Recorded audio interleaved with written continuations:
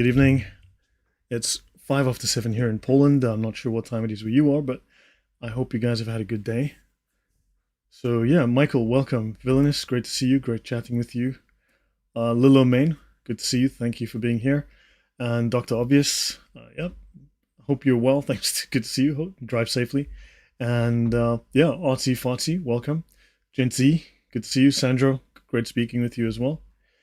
Okay, yeah. So today we're going to continue speaking about nominalism, this philosophy, this insane philosophy, which it really doesn't deserve the title philosophy because it is an error. Welcome, Dr. Jonathan Gemmell. Good to see you. Great, welcome. I actually just met with a friend from New Zealand. He's South African, but his parents were from New Zealand. He has dual passports, and he's now moved to Poland. So yeah, he moved here about 2 months ago. Left New Zealand. So this is an error. So we need to really call an error what it is, and we're obviously unpacking in detail why it's an error, right? So we're going to continue doing what I'm doing. I'm going to be examining the same philosophy from different angles to show you its irrationality. Andrew Martin, great to see you. Welcome. All right. Oh, by the way, so I've decided not to, this is me blurring the background. Let me just add that. This is what this looks like. And this is without. Do you guys like this look? You know, the clean, uncluttered. I also did not put on my studio light. So if I go here, that is my grandfather clock. You can see that's the grandfather clock there. I got that as a gift. So it's a 100-year-old clock. And this is one of my studio lights that I've got that I usually have. It is not on right now. So yeah, do you guys like the subdued lighting look? Okay, yeah, so let me close that. Just Janice, welcome. Okay, so let us dive in. And let me know if just this general sort of look appeals to you. Right. So at some point I'm going to be going over a slide and I'm going to be talking about Martin Luther and his disdain for Aristotle. This episode here in Theological Part 2, right, which is Theological, Scholasticism Part 2, Prophet Martin Luther, Reason's Clown. Thank you. Yeah, so that clock was a gift last year. It's like 100-year-old. They had it restored, which was crazy. So it was slightly damaged, and it was sent to some specialist who refurbished it, fixed up the case, and fixed the mechanism. I think it lasts up to 7 days, 7-day clock, I think. It's not the most accurate, but it's kind of cool. But although, if you're not used to tick-tock, it can get noisy. Okay, so yeah, this is the episode you would have to look at, Reason's Clown. And let me take that away for now. Right, we ended here last time. Right, so let's see how far we get in roughly an hour-ish. All right, thanks. So guys, yeah, so I ended off here with this slide. I briefly introduced William of Ockham, and of course, William of Ockham, I've been covering it much more in depth in my discussion here in Pius X. I discussed William of Ockham here, right? So this is my most recent episode of Modernism, right? Focusing on Pope Pius X, although it's not really a discussion of Pius X as such, right? It is a discussion of modernism and the heresies and the errors that he pointed out as all contributing factors to modernism. He identified these as the strands. So I'm going through these strands that he identified one by one in detail. All right. And I mentioned this nominalist world, right, which nominalism denies universals. The last point I ended was, let's imagine a nominalist world. You see a large group of people wearing hats. You cannot say that they share the characteristic of hat wearing because universals do not exist. You have to say these individuals are engaging in the act of hat wearing, but there is no shared attribute among them, which is why you now have the advent of the term vagina havers, because there's no such thing as women. That would be a universal. They're just individuals who happen to own a vajayjay. I hope that makes sense because this is the insanity that we've reached. Let's continue. So, do they mean women? So let's have a look at this ad. I believe it's from Australia. No painful procedure required. Aloe vera is a long-lasting and patient-controlled, I believe this is a prophylactic, birth control. So there are 0 invasive procedures, because 0 is the number of procedures that vagina owners prefer. If there are any people who own a vagina, could you just drop a 1 in the chat so I can know who actually owns one? Let me know maybe where you bought it, what it costs, what the maintenance fees are, if there's like, if you have to, if there's a maintenance plan you can buy. I don't know if there's, who knows, if you guys can just clear that up for me, because I have no idea what a, wow. Thank you very much for that. That was fantastic for that contribution. If nihilism is the belief that nothing has intrinsic value, how would anyone know that nothing has such value in the first place if they were not judging said things by a standard of intrinsic value that supposedly doesn't exist? Yes, these things are self-refuting. They're irrational. So, wow, thank you very much. Thank you very much. Very grateful for that. That's really kind. That's Breaker. Thank you. Or Breaker. All right. Yeah. So this is how language gets distorted. This is how language gets manipulated. Remember, these are your enemies. These are not your friends. These are your enemies. They don't use language to communicate. They use language to manipulate. Right? So thank you very much again. I much appreciate the comment. I mean, yes, this is what we're discussing. I've been discussing things like that. So, okay, so are you a vagina owner? Because apparently this has now replaced the term front hole havers. Front hole havers. I don't know if that slips off the tongue very smoothly, right? And how about pregnant people, womb owners, birthing people, right? I mean, what does that make men? What do men become, So these are dehumanizing terms, right? So terms like vagina owner in place of woman dehumanizes women.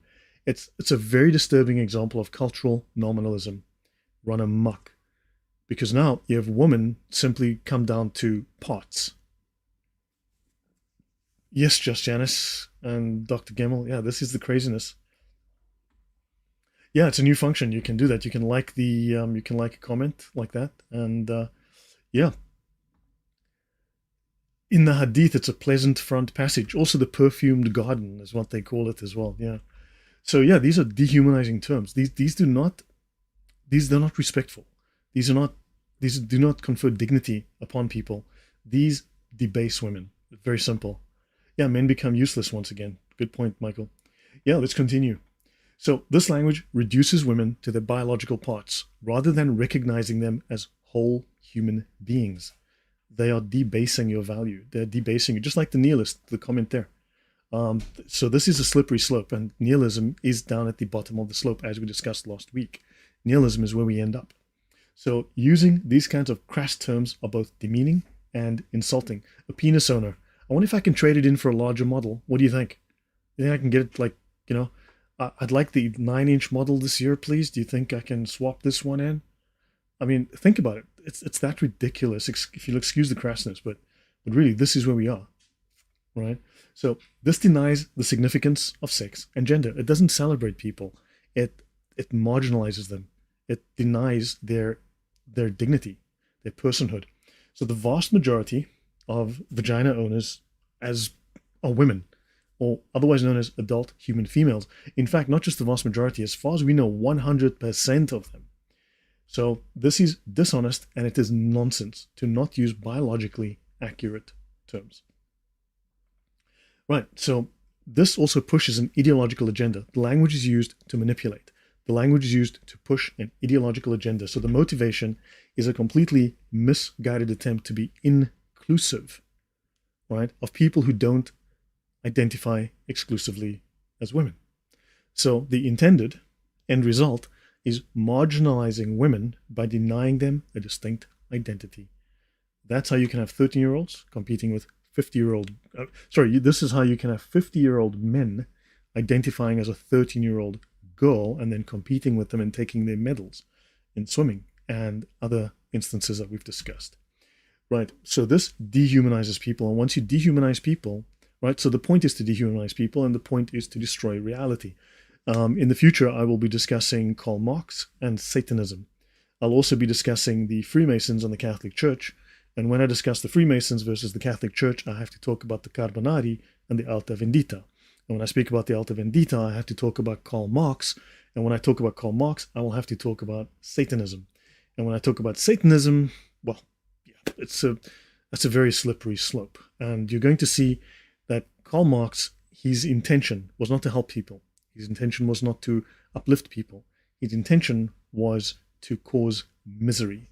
Karl Marx wanted to destroy everything that exists, and he wanted to cause misery.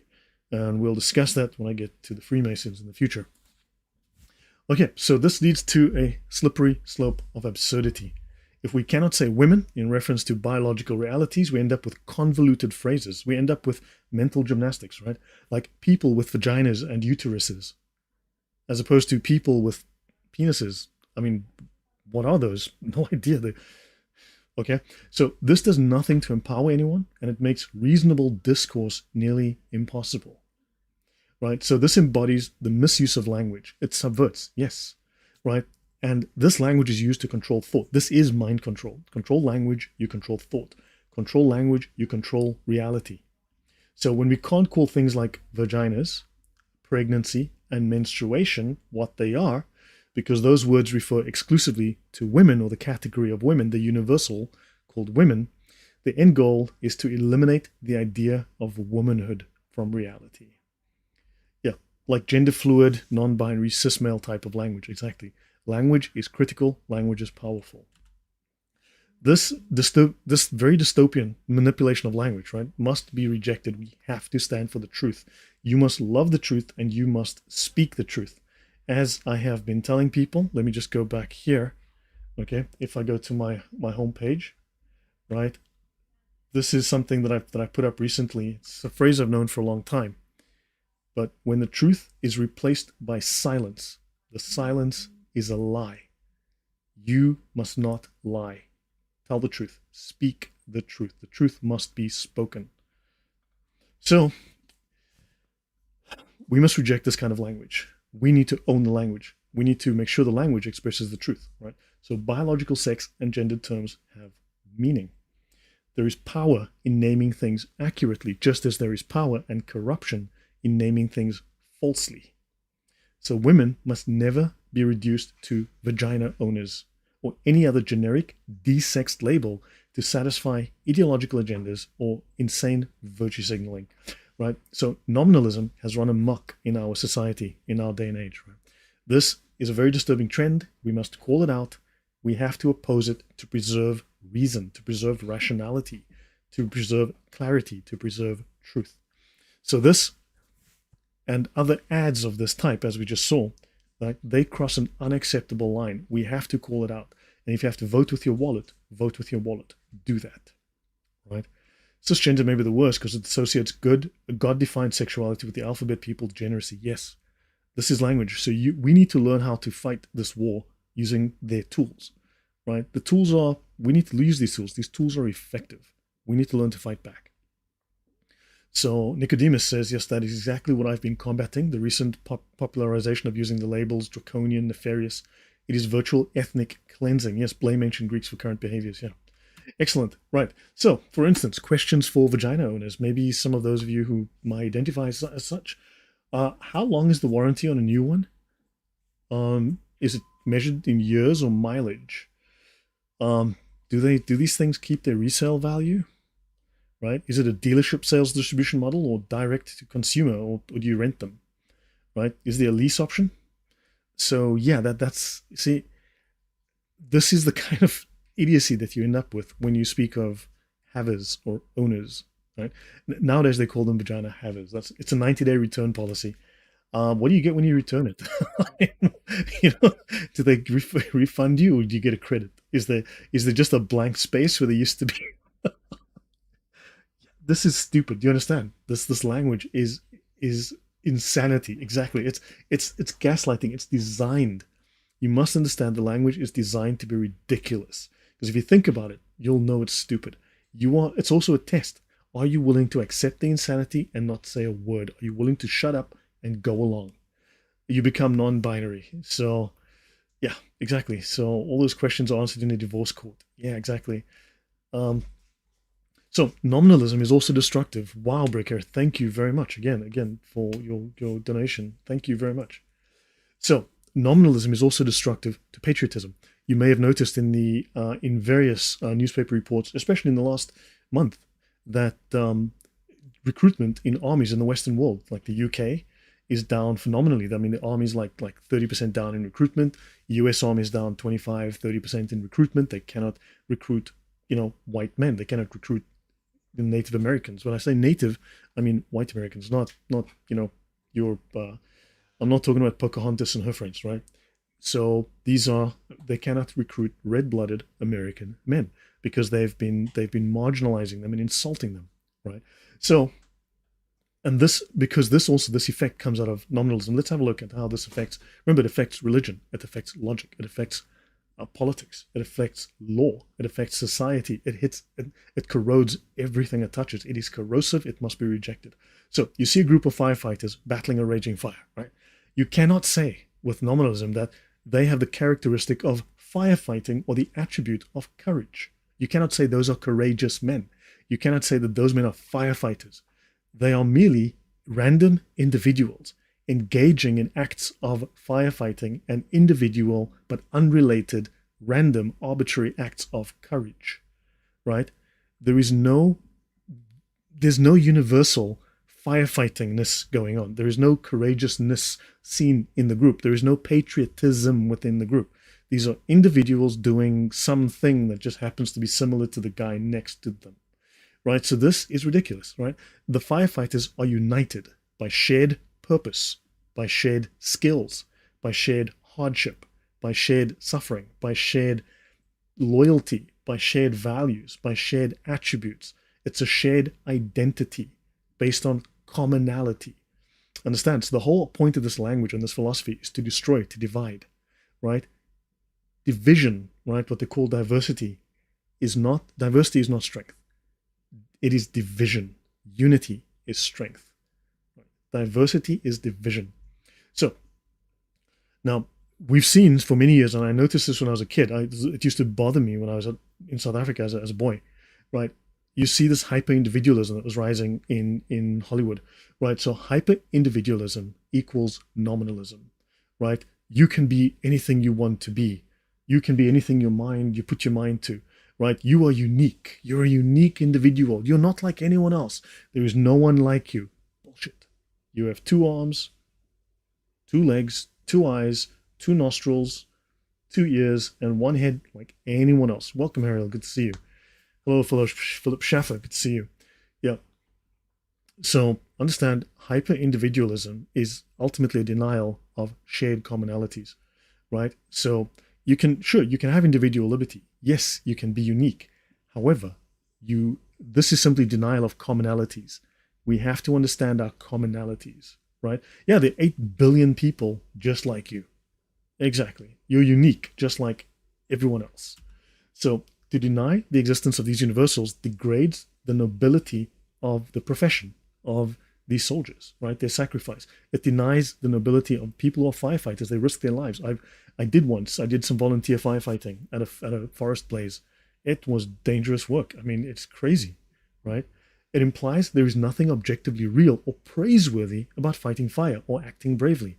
So if you remove the reward, the patriotism, the reward for being loyal to your country, then of course you're not going to be. Understand? So they claim these are all just arbitrary labels we slap onto random acts, and therefore it destroys patriotism, destroys loyalty, right? So a nominalist cannot consistently honor military sacrifice.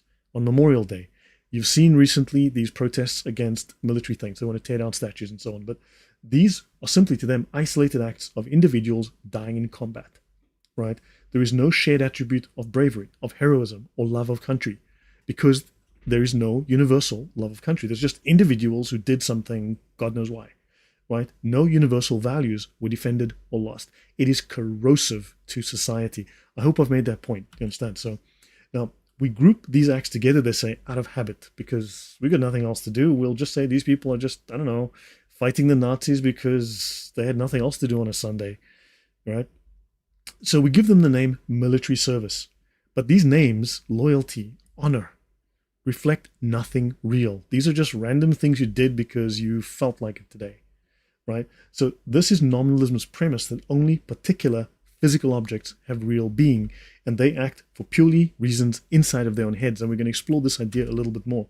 So we recognize that universals, morals, values, for us, these are all real, right? Moral truths are real truths, right? Fundamental, concrete to us, right? And in fact, more fundamental, more real than the concrete, the table, right? My mouse, they're more real. This is what really makes up the world, right? But these things, they shape human purpose and meaning, loyalty, compassion, right? Integrity, honor. These shape who we are. This gives us purpose. This gives us meaning. And they've destroyed these things. They're trying their best to ruin them, right? So by denying these things, nominalism drains the color. That's why everything is ugly. It destroys poetry. It destroys moral significance. Our acts are meaningless, right? So this philosophy is fit for robots and fit for relativists, right? Not for Christians who believe in absolute right and wrong, because they've also destroyed the universal good, which is God. Right, now, Plato versus Aristotle. Okay, so in Plato's view, Philip Schaffer, you're special, there's no one like you. Welcome to my neighborhood. I always wanted a neighbor just like you. Yeah, well, so in Plato's view, universals are separate. These are ideal entities that exist in a realm beyond physical reality. We've discussed this before, but there's a perfect chair somewhere in the ether, right? And the chairs that we make on Earth are just a pale shadow, a pale copy of the perfect chair. Whereas, of course, Aristotle has a slightly different idea, right? God imbues, although he doesn't believe in God, he didn't have access to revelation. But in terms of Christian view, as we would see this, we have this certain parallel with him, right? That this essence of chairness is in the chair. It's like the chair has a soul, right? It has a chair soul, right? So this perfection is within the essence, just like you have a soul. So Plato would say there's the perfect human, the perfect idea of the human, which is very, very Gnostic as well. Plato leads to a lot of Gnosticism. In the ether, you've got this fantastic sort of perfect human image, and we are just a pale reflection of that perfect image. Whereas Aristotle says, no, it's like you've been imbued with a soul, and every individual has the same soul. That essence is in all of us.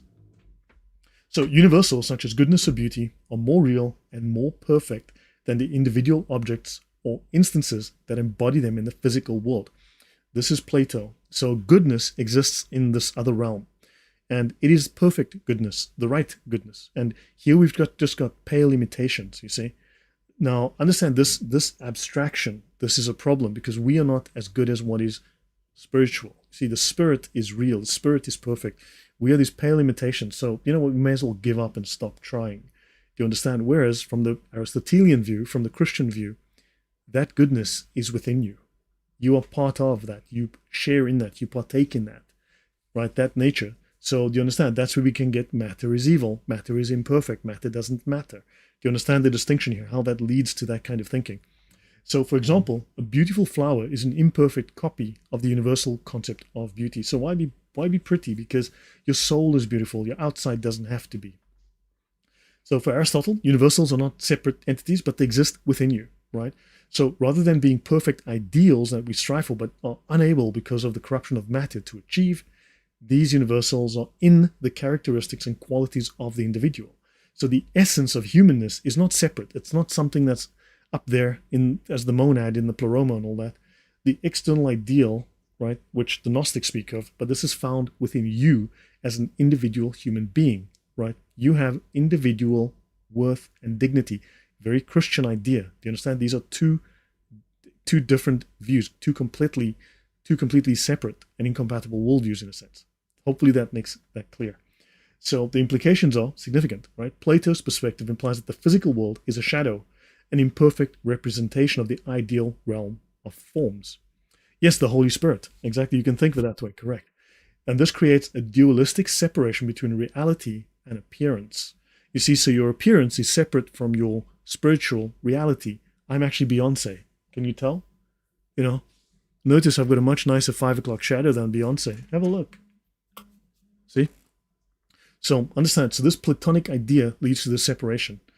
Whereas Aristotle believed that universals are found within the physical world. Concepts are present and connected to the concrete world. Okay? So Plato lays the groundwork for a metaphysical and epistemological dualism.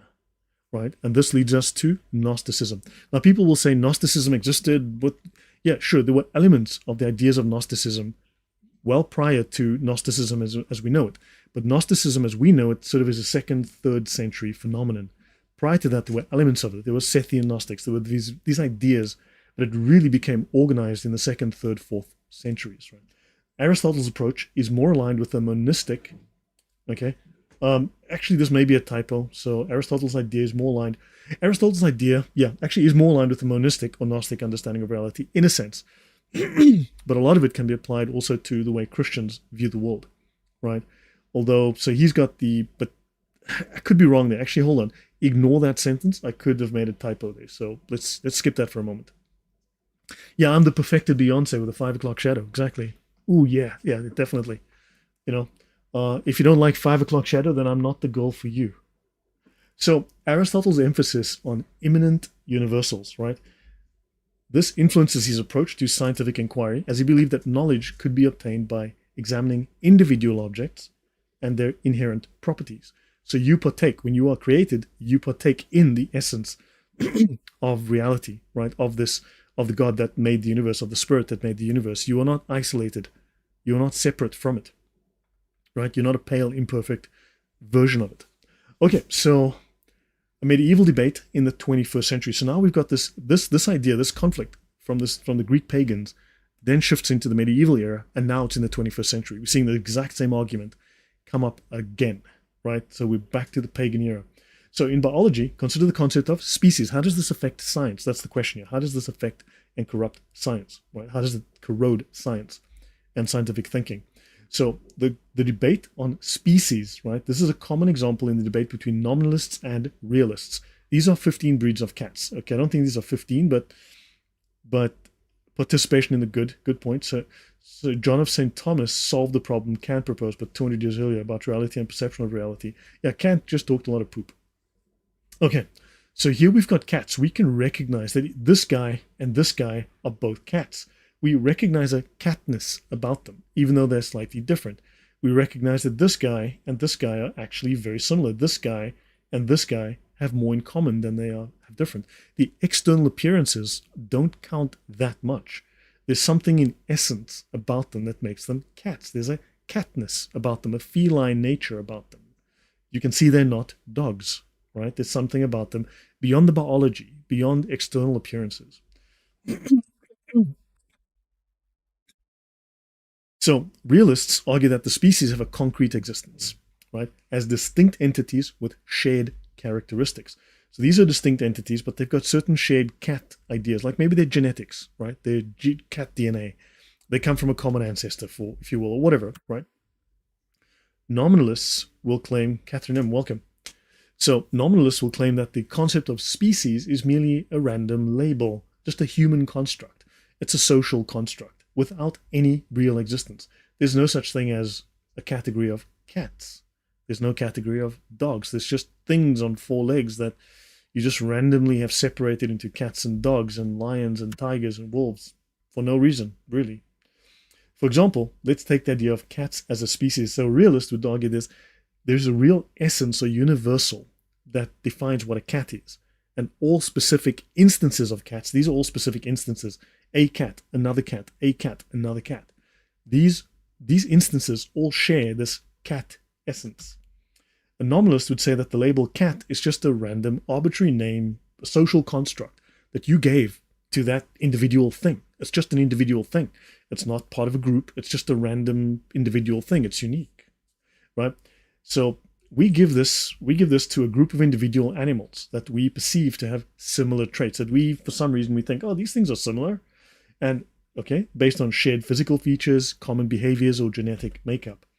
The nominalist would claim then that there is no inherent essence or shared attribute that all cats possess beyond our human classification.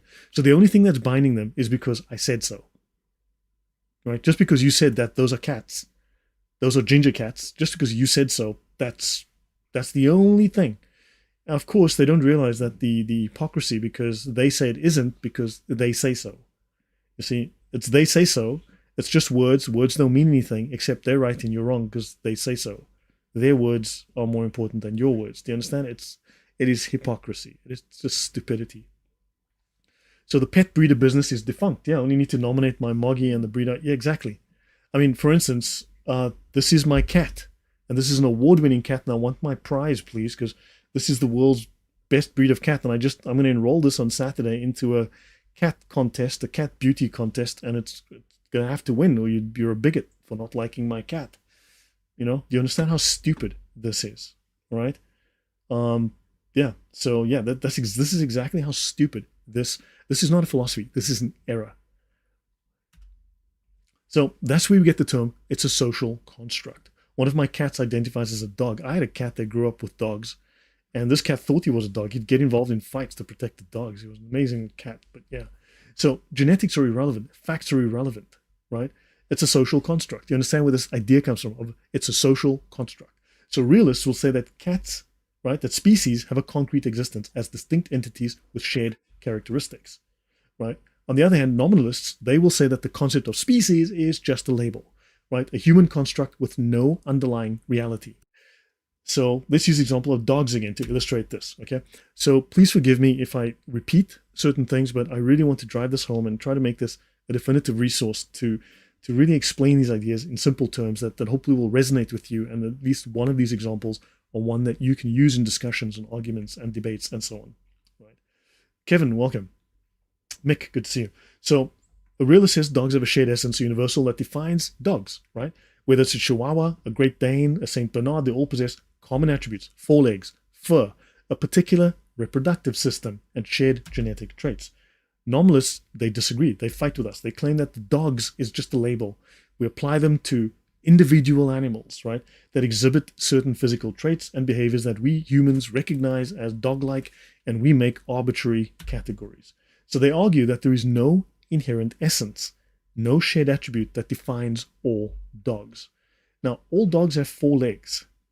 And they'll go, well, some dogs have 3 legs. Like that's a dog that had an accident. That's a medical condition, right?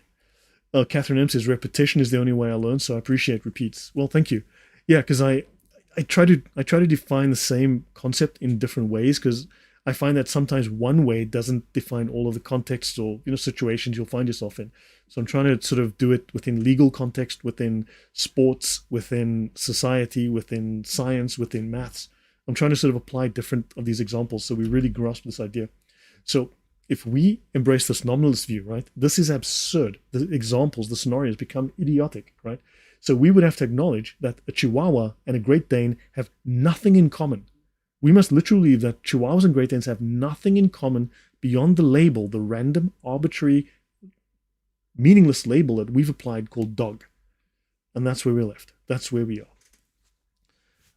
Lloyd, I'd like to push back in your characterization of nominalism. You seem to be discounting a conceptualistic nominalist. Look, I mean, you can then have a raxalated nominalist. You can have a widgetized nominalist because Lloyd, when you're speaking about nominalism, you're embarrassing the living shit out of me, because you're making nominalism look fucking stupid, because it is. And therefore, I'm not one of those stupid nominalists. I'm an enlightened nominalist. I'm going to make up some other bullshit terms and bullshit words to separate myself from those fucking idiots, because I'm an idiot, but actually I've just been caught out, so I'm going to make up something to save myself embarrassment. Does that make sense? That's why we have raxalated, widgetized atheists. We have homunculized, raxalated, widgetect atheists, and then we've got Christian atheists, and we have Buddhist atheists, and we have spiritual atheists, and we have atheist atheists, and fuck it. Excuse my French here, but fuck that shit. So inbreeding is not possible, as you can nominate your siblings to be non-relative. Yeah, so it must be used in, yeah, exactly. So can you be... I'm not what I'm not. That was funny. Hold on, that was actually very funny. That's actually... exactly my point. I just got here, but can someone be a nominalist? Hysterical. That's funny. That's a good one. Good one. So, yeah. Yeah, so I am one of those stupid nominalists. I'm not a conceptualist. Your language is surprising. A Christian friend recommended your channel. Sorry, man. Look, this stuff is chopping the sex organs off children as young as 3 and 4 and 5 and 6. This is what they are doing, and this is what they want to do. This is destroying countries. This is destroying the church. This is destroying our society, right? This thing is not a joke. We have to take this seriously. It is corrosive. It is destructive. I am no longer going to assume that everyone is acting in good faith. Understand, this is ideological warfare. This is no longer a matter of, well, if we just give them the facts, they'll change their minds. No, they see you as the enemy and they will destroy you. Okay, this stuff upsets me. When I see kids having their breasts removed, having their dangly bits and everything else removed, they are sterilizing children. It is evil. Understand? What do you want me to do? Okay, my job in the past was to make sure that evil people didn't murder other people. That was my job. I got paid to make sure that the people that are now being, please come into Germany, come into Europe, please, you guys are wonderful. No, these are people that are dangerous. My job is to make sure they didn't kill other people. So I'm afraid I do not view these as, well, we just have to be nice. No, this stuff is enabling death. Sorry. I'd also like to push back on the idea that nominalism is responsible for anything related to modern gender theory, unless you'd like to have me say that realism is responsible for slavery. That would be stupidity is also responsible for people saying dumb things, right? So thanks again, Breaker. Wouldn't an atheist just be a double negative and therefore just a theist? Actually, that's a fair point. That's fair enough, true enough. Right, so let me see, okay? So these people are also, now here's the thing. You see, this is what Gnostics would do, for instance, right? You have a dictionary definition. Now, I'm utilizing the standard definition of something. So according to that standard definition, right, using its tenets accurately, this is the logical conclusion. But because the conclusions that this would logically lead to are objectively stupid, would put that individual in clown world because they're that dumb, of course they're going to go, well, you know, I embrace all of this stuff that suits me, but all the really clown stuff, I separate myself. No. You either accept that this is where this leads, or you admit that you're now playing exactly like a Gnostic would, and like Protestants do. I like this part of Christianity, but I don't like that part. I'm rejecting this, and I'm accepting that. And I don't like that, and I've got my own little, just good. The Holy Spirit's talking to me, and actually, you know what? I'm going to reject the first half of the Gospel of, Paul, Romans 3. I don't like Romans 3. I'll do the Romans. Understand? That's exactly where we're at.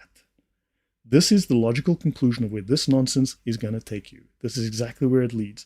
And of course, idiots who make errors, people who don't understand anything, are going to go all over the place. Understand? Error leads to diversity. Error leads to random chaos. And that's exactly what we're seeing. Error. Truth leads to one single outcome. Also, the church rejected this nonsense. The church looked at it and went, yeah, that's nonsense. Understand? So if Christians are embracing this and going, well, and trust me, I've had discussions with Protestants who embrace this stuff. If Protestants are telling me, well, actually, nominalism is actually not too bad, then I'm sorry, but you're not a Christian, you're a Gnostic. Let's move on. A nominalist, right? So they say there's no inherent essence or shared attribute that defines all dogs, right? So if we fully embrace this nominalist perspective, this is absurd, right? So moving on. In nominalism, there would be no shared attribute linking dogs despite distinct and common physical features, behaviors, and genetic makeup. That's called a cult, Lloyd. Thank you. That's well said. I apologize if my language offends you. You can unsubscribe, you can leave and go somewhere else. I don't care, right? This stuff, you know what? If this was an enemy that I could face on the battlefield, if this was an enemy that I could hunt down and deal with, right? Except this is not that kind of fight. This is not that kind of enemy, right? This is a battle of information. This is a battle of ideologies. This is a battle of morals. This is a battle of spirit. Understand? And this, we need the facts. We need the information. I do some rigorous work here, right? And yeah, we have to deal with it. This is the platform where we're going to deal with this. We have to speak the truth, right? I might make errors. I made a mistake earlier. As I said, I make typos all the time, right? But we have to fight against this. We have to come up with ideas that are grounded in reality. And these ideas that I know are grounded in history, are grounded in Christian history. This is grounded in the way that the early Christians understood the Bible. This is the way that they lived. This is the way that they thought. This is grounded in that philosophy. This is not grounded in stupid ideas made up by cultists. The cultural war, neurolinguistics, and imposing the artificial pursuing procedures that mutilate the little ones. Yeah, I mean, this is destroying the lives of children, right? This is enabling pedophiles, quite bluntly. Have you read the pro-slavery argument? No, I have not. Look, what are we here to talk about? Do you want to talk about tennis, maybe Wimbledon, like last year's game, whatever? So, okay, so moving on, right? So, logically flawed claims of nominalism, right? So when nominalists, we just go back. Yeah. So when nominalists ignore consistency across species, right? They make various flawed claims that undermine the principles of biological classification and scientific understanding. Catherine M., this channel is so refreshing, direct, frank, sometimes coarse language is the only way to shake the bondage of the sleeping. Sorry, I come from, people have tried to kill me, okay? I'm here because I wasn't just an intellectual, okay? I'm here because, yeah, I've had to dodge bullets. I've had to deal with dangerous situations. And I'm sorry if I'm not like an ivory tower intellectual, right? But people with bad ideas have tried to kill me. People with bad ideas have tried to harm people that my job was to protect. I've had to deal with evil face to face. I've had to go into danger. Now, that was different. I could grapple with that. That was in my face and I could deal with it. It was solid. It was real. I could get a hold of it. This is something that we all have to deal with this. We can't punch it in the face, no, but we have to be able to identify what it is. We have to identify how it lies, how it mixes, how it acts like a chameleon, and then we need to identify it and we need to call it out and we need to replace it with the truth. Is this a dog or isn't it? Yeah, exactly. It's a dog. Thank you, Breaker. Thank you very much again. So it's an interesting look at how realists were using Aristotle to justify slavery. Assume that you maintain that realism is not responsible. You know, Kevin, you are wasting my time. Okay, you are genuinely wasting my time right now. Right? So you are honestly, genuinely just, I've put you in timeout for 24 hours. Okay, so have a nice day. See you tomorrow. So when nominalists ignore consistency across species, they make flawed claims that undermine biology and science. Okay, let's continue. So one, there's a denial of shared characteristics, right? It depends on how the dog feels, artsy-fartsy. Yeah, what if the dog feels like a carrot on that day? What if the dog feels like a handbag? You know, what if the dog is vegan? I mean, do you get vegan dogs or vegan dog owners? So yeah, good point. So these people ignore similarities in living organisms within and between different species, right? Terms like mammal, bird, reptile are considered meaningless labels with no real connection to shared characteristics. Right? This undermines biology, as classification is important for organizing and studying living organisms. So this disrupts biology. Do you see how it corrodes science? It corrodes thinking. Look, there's some of you who are, there are many of you here in the channel, I believe, that are, that have graduated, right? University. Several of you have PhDs. Some of you are master's degrees, right? You've studied philosophy. Some of you have studied literature. Others of you have done mathematics and physics and biology. So, I mean, please let me know if I am talking absolute poop, right? Please do let me know if the things that I'm saying are complete garbage, right? Do let me know. Michelle's feeling like a millionaire today, but the department stores don't believe. Yep. So, rejection of biological relationships. So, nominalists reject the idea of biological relationships and common ancestry. Right? So they argue that species are independent entities with no evolutionary connections. However, now evolution, that's a loaded word, so let's not do that right now, okay? So, however, this contradicts abundant evidence from scientific fields like comparative anatomy, genetics, and fossil records, which consistently demonstrate the interconnectedness of living organisms. Now, I'm not going to say that I'm a creationist and the Earth was made 23 minutes ago, okay? That's not the story. But nor am I going to say that evolution is 100% true, because Darwin was a quack, right? He was a psychopathic maniac, genocidal, eugenics, psychopathic maniac, as we've discovered. But the church actually does accept certain ideas, as it has a certain tolerance for evolution, right? Within a very narrow realm. But that's a discussion for another time. But also utilizing the terms of your standard academic institutions who are now pushing nominalism. They previously were pushing this. So now you've got this contradiction. They've done a complete 180 and about face on their own scientific ideas, which is insane, right? Multiple forms of anti-intellectual narratives are being injected, creating confusion. So yeah, so thanks. So nope, not got anything, but you're talking facts. So thank you, Francis Bull. I watched a little bit of your talk with before this. I watched like 20 minutes of your talk with and with Adam Seeker. So yeah. Um, Right, so ignoring ecological roles, right? So nominalists ignore the roles and relationships between species and ecosystem, right? They claim that interactions like predation, competition, and symbiosis are contextual, right? So in other words, your cat could eat lettuce, just given, if it was in a vegan environment. If your cat was in a vegan environment, do you know that your cat could become a vegan and like lettuce and cheese? It wouldn't need mice. Disgusting. Because you see, you just have to put the cat into a vegan environment, and your cat would love birdseed. Your cat would love. That's exactly what that comes down to. Okay, so disregarding genetic relatedness, they overlook genetics, XY, XX. They completely ignore that. Halal cat, exactly. So, right, they claim there is no genetic link that defines a species or connects different species, right? So molecular genetics gives us solid evidence of genetic similarities and differences, right? So by ignoring consistency across species, now look, this is merely disruption. Okay, if they can destroy consistency, they can disrupt everything. They can destroy everything. They create chaos. These people are bringing chaos, and remember, they want to burn everything down to build everything up. In other words, it's just destroy. Right? So they make extremely flawed claims that undermine the fundamental principles of science and biology. Right? The old by my logic, you must necessarily agree with this wrong think, making you a bad person. Exactly. Right? Argument for emotion with extra steps. Thank you, Breaker. That's actually well stated. He said, we just put that up. Right. Yeah. Yeah, I also should mention, look, I mean, I used to deal with dangerous people. I'm not that patient. Under different conditions, I mean, I had to get ready for people to try and hurt me. So I'm not, I'm sure I can have an intellectual discussion or argument, but man, I was trained to harm things. Let's put it that way. So the old by my logic, you must necessarily agree with this wrong think bait, making you a bad person, non-argument from Kevin. Yeah. Thank you for that.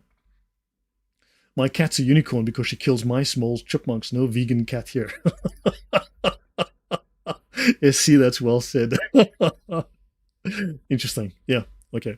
So let's see. Dogs are made especially for man next to Jesus Christ. A dog is a man's best friend. Good point. Yeah. Okay. So Aquinas and the Imago Dei, and of course Martin Luther, the complete idiot. So Aquinas, he is influenced by Aristotle's philosophy, right? And Aristotle's philosophy, so he builds upon this concept of universals, and he introduces, so Aquinas builds upon the concept of universals, and he introduces the idea of the Imago Dei, or the image of God. Right? And according to Aquinas, the source of the universals lies in the divine intellect, the mind of God, and the will of God. Oh, by the way, I'm going to be doing a detailed dive very soon. After I do Luther, because I've got to finish this. I have to finish Pius X, and then I will do Martin Luther. And then I will do more on Gnosticism. We have to dive into Gnosticism. So I will be discussing Gnosticism and the early church. So I'll need to go back into Gnosticism and early Christianity. We need to understand Gnosticism as religion. So we'll probably go back to like the 2nd century or so, right? And then we'll make comparison. Also within Luther, I'm going to be doing a lot of comparison between the early church, the church fathers, and looking at Luther's ideas and looking at how different these are. Actually, let me just do that again. So I'll be doing a lot of that stuff. Okay. And look for Gnosticism in the early church. We will do a lot of Gnosticism this year. I'll be doing many discussions like how Gnosticism changed and evolved. I've done some of that already, but we'll do more deep dives. And then, of course, I will do heresies. We'll do about 8 different heresies this year, if as time allows, because I've got 8 different heresies planned for this year. So universals, okay, so according to Aquinas, universals lies in the mind of God, right, and in the will of God, in God's knowledge, God's understanding. So in this sense, universals are not derived from the particulars. Nothing is unique that it makes up its own classification, okay? The classification is given to it by the mind of God who creates this thing, and this is part of this classification, part of a category, right? So everything's category, its classification, right, has an ultimate foundation in God's understanding, right? SC says, I love all these talks you give. It is flowing well with everything I'm reading and studying right now. It helps with clearing up confused thinking and how to give foundations to helping others. Thank you very much. I'm really grateful. That's very kind of you. Thank you. Eugenics, Lloyd, always an interesting subject. Terrible though interesting. Yeah, I spoke about that, of course, with my Darwin series and a little bit on the Hitler series. I discussed those ideas. Okay, so Aquinas introduces the concept of the imago Dei, the image of God. Right? This refers to the belief that humans are created in the image of God. And of course, because it's a Catholic idea, it's pagan, right? We're made in the image of God. That must be a pagan idea because it's a Catholic idea. Crazy stuff, right? So this view suggests that humans possess inherent qualities, such as rationality, moral agency, and all of these things reflect the divine nature, because this is the nature of God. We're made in the image of God, therefore reflect the nature of God. Right? So this goes beyond the idea of just universals. So we don't just have universals now. We've got unique characteristics that make us distinct, right? And we share these characteristics because we inherit them from creation. And the Creator shared them to us, right? Because we are within the realm of his creation, therefore we share these characteristics. So universals pertain to shared concepts and shared principles. And the Imago Dei highlights the relationship between God and humanity. Except within the Christian worldview, we are emphasizing human dignity and human purpose. What is our purpose? To shine light in the dark places, to do good, to be good. Right? If we're made in the image of God, we should act in the image of God. That's the concept. Again, because it's Catholic, because Aquinas was a Catholic, this is clearly 1, evil, 2, pagan. At least I'm regularly told this. So let me know if this idea sounds evil and pagan because a Catholic said it. Just let me know. Aquinas saw our ultimate foundation in God's intellect, and humans possess unique characteristics that reflect divine nature, right? So while many argue about Luther being a nominalist, you'll find lots of discussion. No, Luther wasn't a nominalist. Luther wasn't insane. Yes, he was.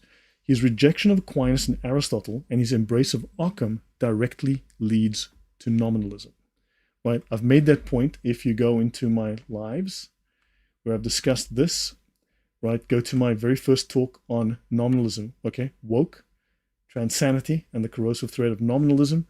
I discuss William of Ockham here at length, okay? So I've discussed William of Ockham at length. Sorry, no, my bad.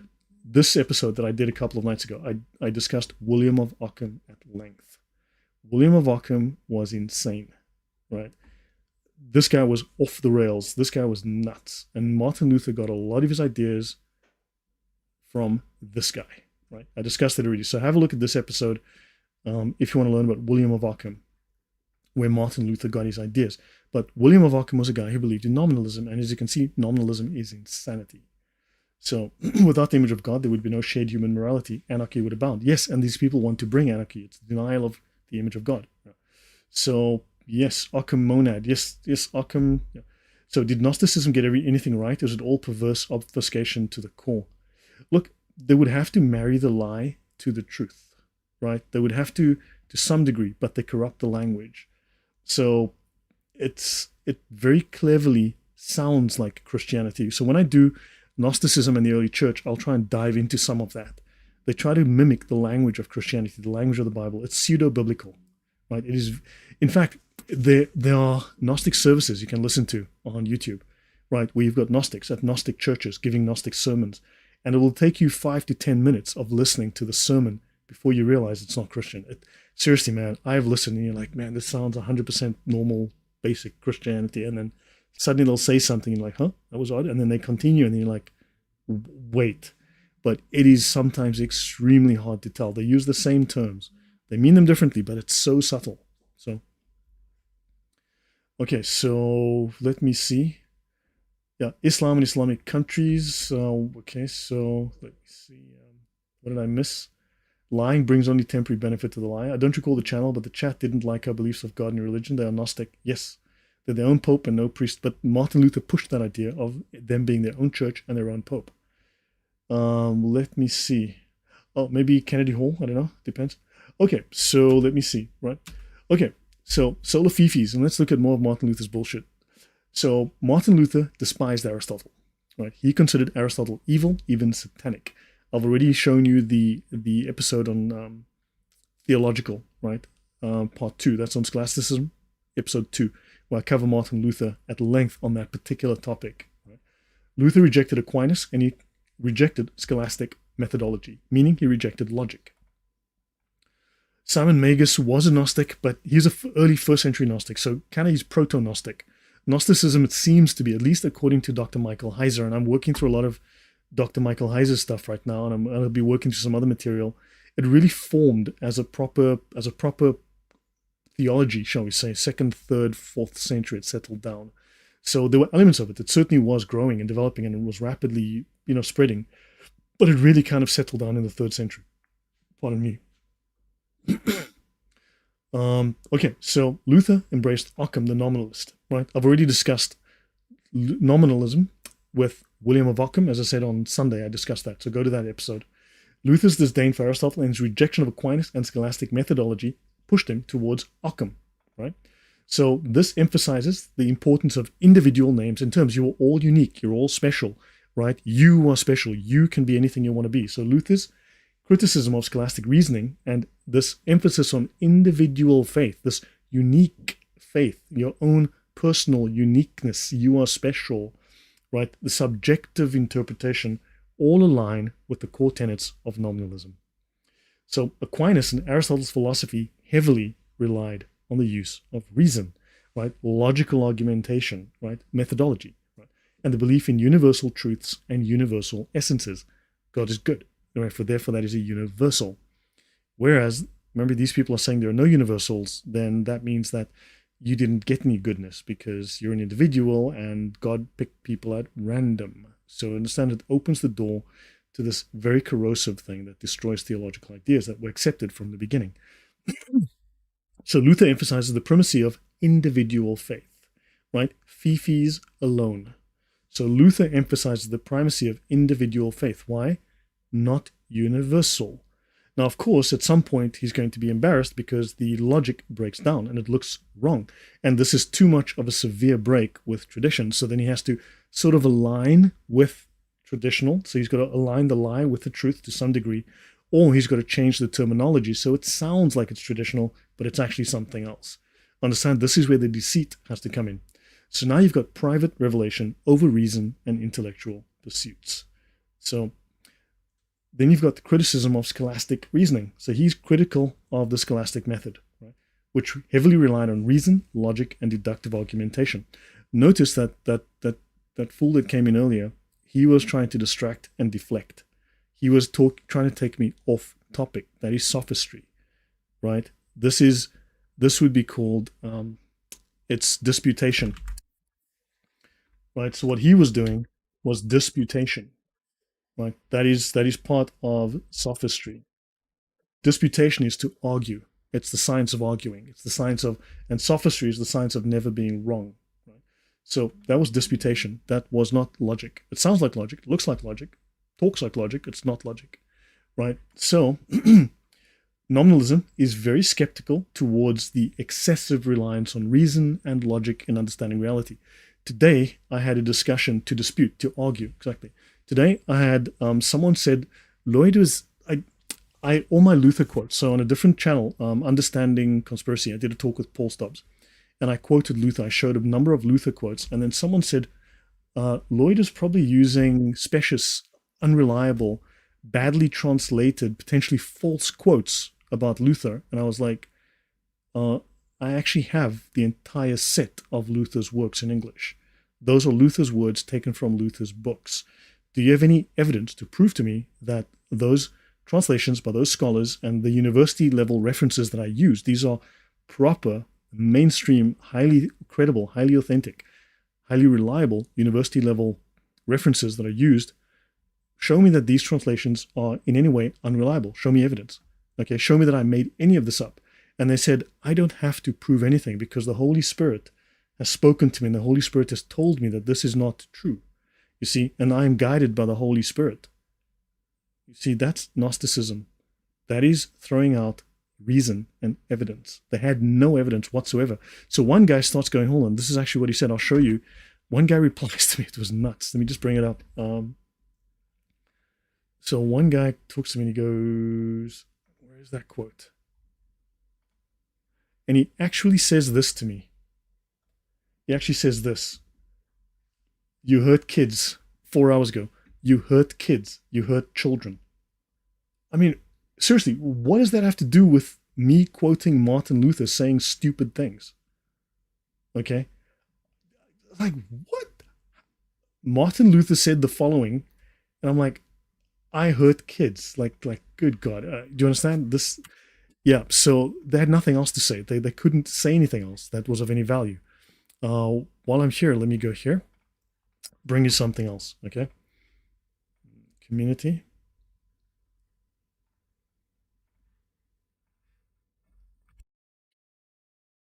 This Martin Luther said, okay? Okay, so if I look at my sins, they are nothing when compared with those of Paul.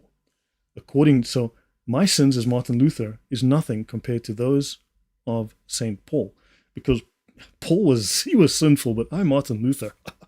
And according to the Spirit, according to the Holy Spirit, however, Paul is nothing when compared with me.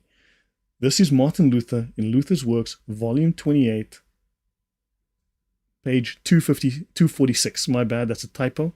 It's page 246. I'm spreading mischief in the land. Yeah, I'm hurting. That's a good point, Oratex. Yeah, I'm spreading mischief in the land.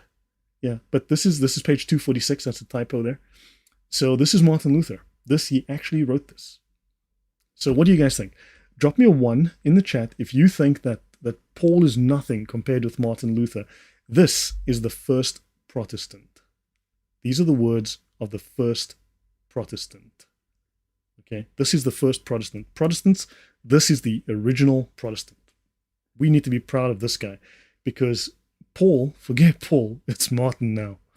You know, yeah. There are likely many myths about such well-known historical figures. From these sources, Martin Luther seems like a very arrogant person. Oh man, I haven't gotten started on Luther yet. This man deserves to be dragged through the mud, backwards through thorn bushes, for the things that he has said and written and done. This man, I can tell you now, when I've started reading, and I've read lots of stuff, the theologians that write about Luther are either badly wrong or just lying, right?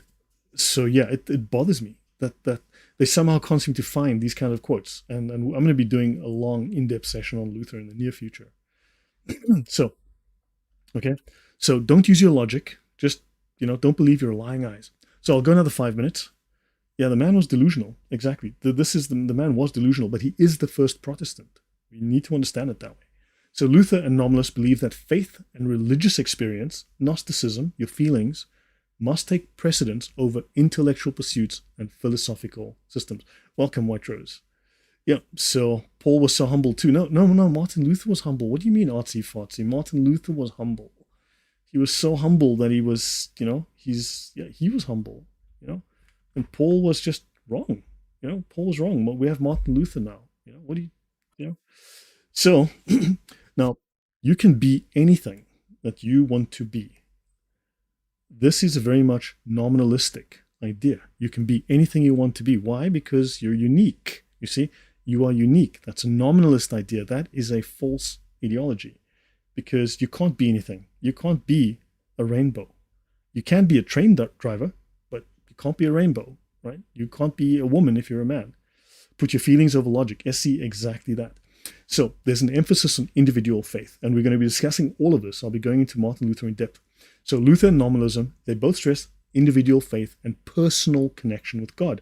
They would all say, Lloyd, I have a personal connection. The Holy Spirit talks to me, and I don't need any Bibles. I don't need no churches. The Holy Spirit, in fact, Jesus talks in my ear, right? That's it. And I'm right because the voices. This is what I was dealing with in this conversation I was having with these people, right?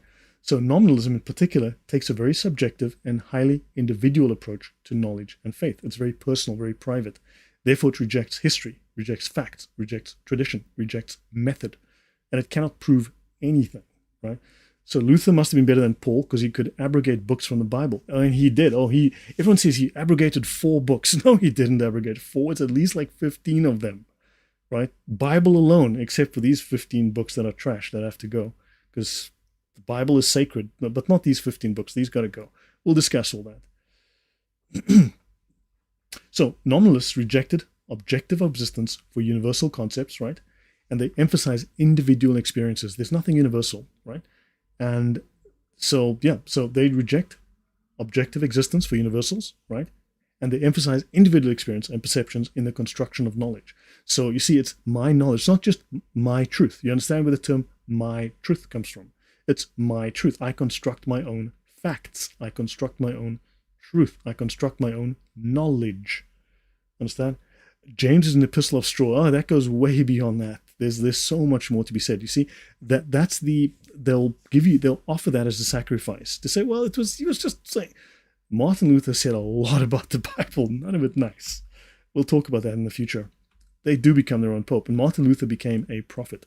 So what if Jesus does not speak to you? Therefore, are you bad? Does he not love those who don't hear him? Well, that's why we have John Calvin, because only some are going to go to heaven because Jesus doesn't like you. Jesus doesn't want you for a sunbeam. Jesus wants you to go to hell. Go to hell because that's what Jesus made you for. I'm special. I'm going to heaven. Do you understand how this opens the door to these kinds of false theologies, right? There is no universal, therefore there can be no universal salvation. This is applying these concepts of nominalism into theology. There is no universal salvation. Understand? That's how you get John Calvin, and you get this limited atonement, and most of you are going to go to hell. Yeah, it does lead people away from the truth. So Luther, throw Jimmy in the stove. Yeah, there's a lot more. Vipers in diapers. Yeah, that dude, that guy's an idiot too. He's the reason why many people have false ideas about Christianity and Catholic Church. Correct. He was a liar. Martin Luther lied. It's just incredible when you read this stuff. And you're like, okay, let's finish this slide and I will call it a day. We'll do 1 or 2 more slides, right? Catherine M says, actually, this is a relief to learn the truth about these guys who derailed the entire church. Oh yeah, no, it was quite bad. I'm doing a lot of, when I do the Martin Luther thing, I'll be bringing in quotes from the oldest church fathers from like the 2nd, 3rd, and 4th centuries where I have them available, just to provide a contrast and just to see, right? So Luther, he has no emphasis on subjective interpretation of scripture, right? He emphasizes private understanding and relationship with God. And then he realizes afterwards he's made a mistake, but it's too late. We'll get to that. And this is also aligns with nominalism's rejection of universal concepts and its emphasis on particularity, on individual perspectives, individual truth. This is how it hits the church, right? So both Luther and nominalism rejected the idea of a single objective truth that could be discerned and emphasized personal interpretation, personal experience. Both of these people I was chatting to earlier, the guy said, I'm hurting children. I'm like, how? By talking about Martin Luther like this? Right? They were both saying that I don't have experience. I haven't had that personal experience. They were both talking about they've had private experiences. They're Gnostics. So, final point here. Nominalism states that abstract and universal ideas do not exist. It says that our minds are unable to create general and abstract ideas. You cannot create a category called women. It's not possible. That's an illusion, right? It believes that concepts and classifications are based on specific individual objects. You saw 1,000 oranges and your brain somehow just randomly assigned them all into a box called oranges. Actually, it's 1,000 individual things that you've given a random label to, right? And everything is actually, these are not part of a category. They're not part of a group. They are unique and distinct. They're all different. They're all completely random, totally unique, although they're identical. Your brain is wrong. You are wrong. That's an illusion. And thank you very much. Did I get around to the atheist stream yet? I have done a lot of work on atheism. Breaker, if you go through my lives, let me just go down here. My Darwin series, that's 8 parts. I discuss atheism at length with Darwin. Okay, I go all the way back to about 2500 BC. And I have numerous talks on atheism. This is very interesting for anyone. Conspiracy Christianity and the Great Apostasy, that's very interesting. Confronting atheism, you'll find this very interesting because Thaddeus is really good on this topic. He really knows his stuff. But what you'll find interesting is if we go to Hitler, I speak about Hitler and atheism as well, right? My series on Hitler. But you're going to want to go here to these. Let me see here. Where's the stuff? Okay, here we go. If you want to talk about atheism, you have to go here. The atheist cult of reason, right? So the atheist cult of reason. So that will discuss atheism at length. I go into the history of modern atheism. I go back to about the 1750s, right about. Okay, so we discussed the last 250 years of atheism, how it started, it actually started as religion, right? Then you have to look at scientific Christianity, the religion of atheist socialism. So then this here, atheos, okay, without God, atheism defined. I go through about 85 definitions of atheism from academic sources. I go through numerous PhD level books and all the academic sources from Princeton, Harvard, Oxford, and so on. Okay, and then so this series here, atheos against God, okay, schmuckular humanism. I discuss atheism at length. So all of these series are detailed analyses of modern atheism. And yeah, and then of course that other fool that came on earlier can look at my talks on slavery as well. So yeah, I have talked about atheism at length, at huge length. Okay, moving on. Let me do one more slide and we call it a night. So Western realism, right, to end up on a more positive note, so many streams, so little time. Yeah, I listen at 1.75 speed myself. So that's what I do. So the concerns of the Catholic Church at the time were relevant, but Martin Luther and others hijacked and perverted the movement. Yeah, no, I'm going to go into Luther at length. We're going to be doing a lot of work. It's the Hitler series I'm interested in. So the Hitler series you'll like, I think. It's one of my best, I believe. Okay? So Western realism, right, the worldview that we have today, the scientific worldview that we have, right, of realism is Catholic. We must understand that. So which is the factually more accurate philosophy that embraces proper logic and universals, right? And what do we call the opposite? See, typo, opposite. Okay, what is the opposite of nominalism? So philosophically speaking, belief in universals is more accurate, right? It is more logically coherent, right? It corresponds better to our natural intuitions about the world because we see categories, we see commonalities, right? We don't see pure individualism, right? Nominalism leads to very powerful conceptual difficulties, right? It's hard, it cannot describe things properly. It cannot explain how categories arise, how similarities arise, how commonalities occur across a group, consistency across species, consistency between different species, consistency between groups, right? It cannot explain that, right? It's unable to. It has to make it has to tie itself into pretzels to do so. Right? So this leads to conceptual difficulties and logical contradictions. It is obviously stupid. So the opposite of nominalism is realism, the view that universals have real objective existence. Right? There are varieties of realism. There is the Platonic realism, right? Universals exist in a separate realm of abstract objects apart from the physical world. That is effectively Gnosticism with the monad, if you want to look at it that way. That's where that ends up. That road ends up there. There's Aristotelian realism. Universals exist within particular objects in the natural world. And the thing's essence or form is a real feature, right? So there's a metaphysical reality to it that the external form, the objective material form, expresses. It expresses an internal metaphysical reality. Right? Moderate realism, and this is associated with Thomas Aquinas. This is a middle ground, okay? Universals that exist or pre-exist in the mind of God, right? And these are shared by objects through instantiation or by becoming real, by being made, by being born, when you create an instance of it, right? So that is the Aristotelian view that the Western world has adopted. So realism in its forms is logically and factually superior to nominalism. The first view, the Platonic one, is pagan, effectively. It's Gnostic, right? Practically, it's Neoplatonic, but it's got very much of a Gnostic flavor to it, right? Aristotelian realism is still somewhat pagan, but of course he operated without the benefit of revelation, without understanding God, although he did believe in some kind of spirit, right? A world spirit, cosmic spirit. Then you've got the Christian view, which aligns now with the Christian view, which takes that Aristotelian view and shapes it. Right? So realism is logically and factually superior. It recognizes that essences and universals are real features, not just random, arbitrary names and concepts we make in our brains, right? So this aligns with common sense and provides us with a very coherent, consistent, reliable metaphysical framework for natural philosophy, for ethics, for biology, for science, and other fields. So hopefully in this episode, I've explained how nominalism corrupts. I've shown previously how it corrupts law. It corrupts science. It corrupts reason. It corrupts everything it touches. It is not a valid idea. It is an error, but it is a corrosive error. But more than that, it is not a realistic view that we can discuss. It is an attack. When they say, well, they just want to be, just let them be. No, this is an attack. You give them an inch, they're going to take 10 miles. All right?